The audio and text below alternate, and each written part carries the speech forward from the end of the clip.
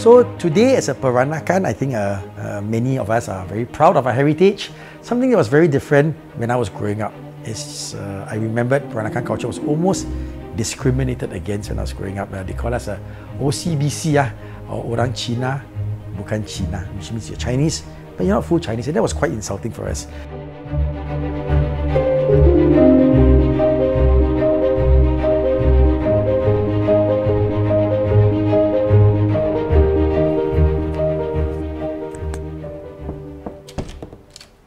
Hi, morning Gary, how are you? Hi, let's come in. Okay. Come on in. Okay.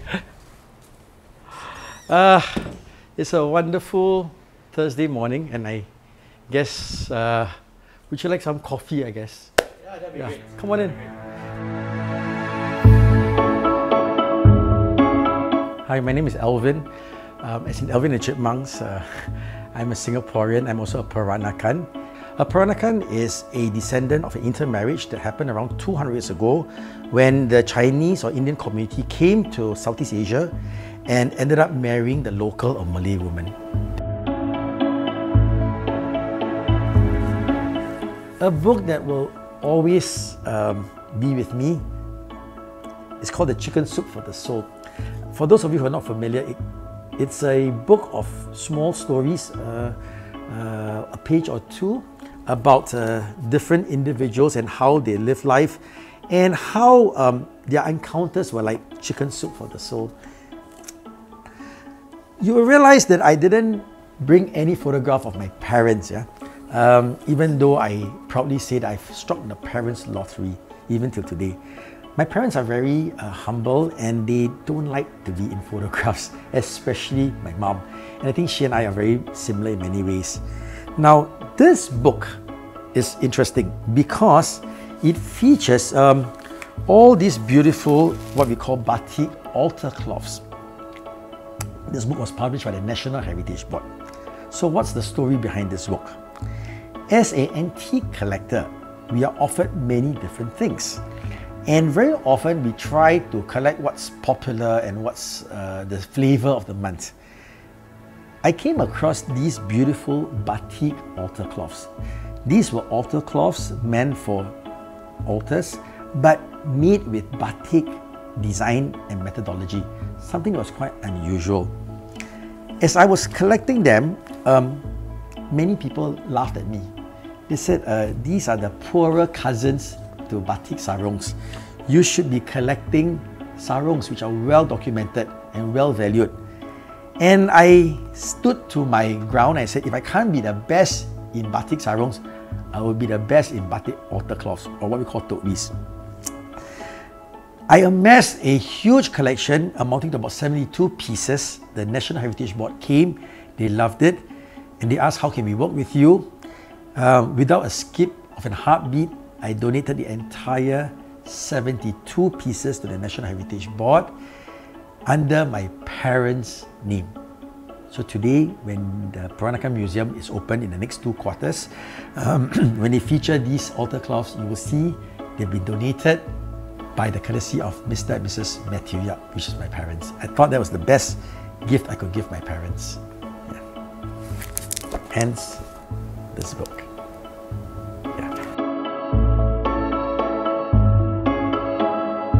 Corinne May, if you are listening to this, you know that I'm a big fan of yours. I met you in church one day and you promised to visit me. I'm still waiting for that promise to be delivered. She's a Singaporean and she's done very well and she lives in the States and she's got such a soulful voice that makes any music magical. So it's certainly one that I follow very well. The next one, and I know a lot of you are going to be very jealous, is Josh Groban. Right? I remembered in SIA when I had his CD, and I would play, the song "You Lift Me Up" and many of his wonderful songs over and over again till my colleagues got crazy. But what is really, really cool was that Josh Groban came to the Intan. And I don't usually freak out with celebrities, but when he came, I had goosebumps. He sat exactly where you are sitting. We had a chat, you know. He loved the place, took lovely photographs. And for me, my biggest challenge was, how am I going to immortal his visit? And you know what I did? I got him to sign, sing, and play on my piano. How's that?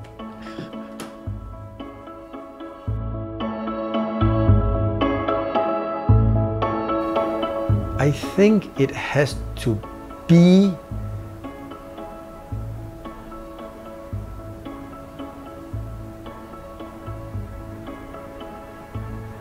being contented.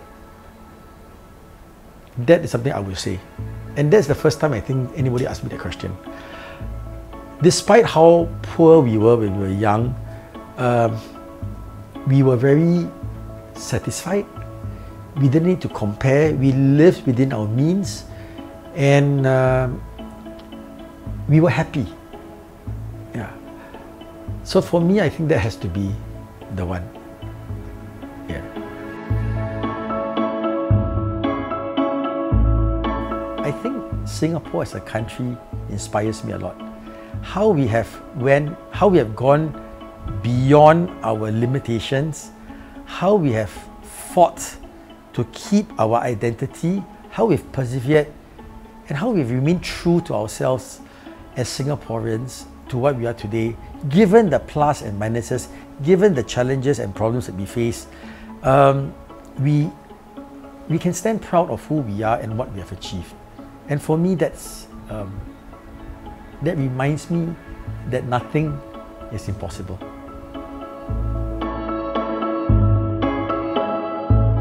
So I love that question because there's still so much of debate, discussion on what is a Peranakan, who is a Peranakan. Very much like how we do it every August, right? Who's a Singaporean? What's a Singaporean? What makes a Singaporean? So there's this yearn and interest to identify and define a Singaporean, very much like how we want to define a Peranakan.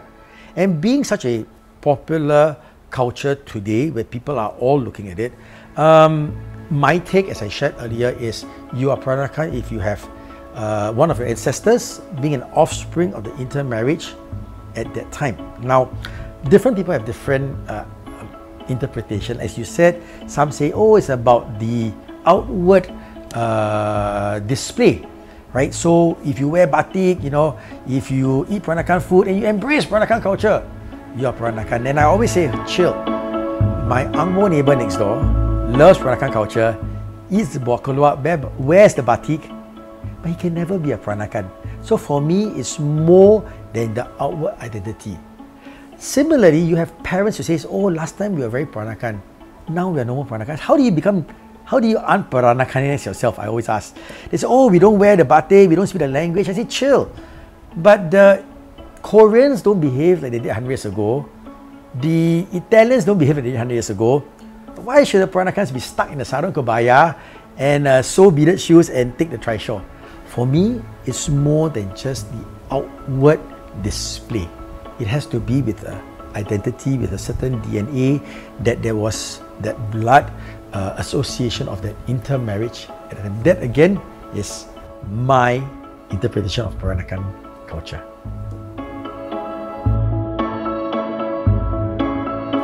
What I hope to see in the Peranakan sphere in the next 10 to 20 years, you know, I cannot imagine, because I think there's so much of opportunities and possibilities out there. The schools are now recognizing Peranakan culture as part of their curriculum. Go to any racial harmony day, you'll see young kids in kebayas and batiks. The National Heritage Board will be proposing the kebaya as a UNESCO intangible recognition. Tourism Board is promoting Peranakan culture very strongly. I think there will be a lot of attention, a lot of focus, and a lot of studies on Peranakan culture. And to me, that's wonderful.